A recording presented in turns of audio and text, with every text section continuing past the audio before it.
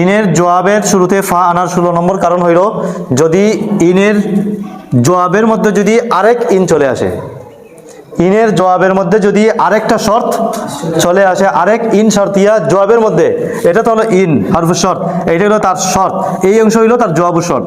যদি ইনের জবাবের মধ্যে যদি আরেকটা ইন শর্তিয়া চলে আসে তাহলে এই জবাবের শুরুতেও ফা আনতে হয়। তো দেখেন বাক্যটা, ইন তুরিদ আন তাজুর আল মালিক, যদি তুমি বাদশার সাথে সাক্ষাৎ করতে চাও, তাহলে বাদশা যদি, এই যে যদি ইন না, তাহলে বাদশা যদি কি হয়, উত্তম আখলাক ওয়ালা হয়, ফা ইন, তাহলে যদি, ফা ইন কানাল মালিকু, বা কানার ভিতরে তো আগের মালিক আছে, জমির আছে, ফা ইন কানা হুসনাল খুলুক, হুসনা কানার খবর, ফা ইন কানা হুসনাল খুলুকি, যদি সে উত্তম চরিত্রওয়ালা হয়, ফাজুরহু, তাহলে এখানে ফা কেন?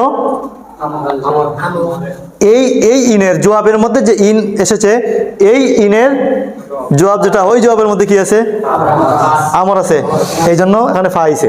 ফা ইন কানা হুসনাল খুলুকি ফাজুরহু, যদি সে উত্তম চরিত্রওয়ালা হয় তাহলে তার সাথে সাক্ষাৎ করো, ওয়া ইল্লা ফালা, আর যদি এমন না হয় তাহলে সাক্ষাৎ করিও না। বাক্যটা বুঝতে পারছি নি?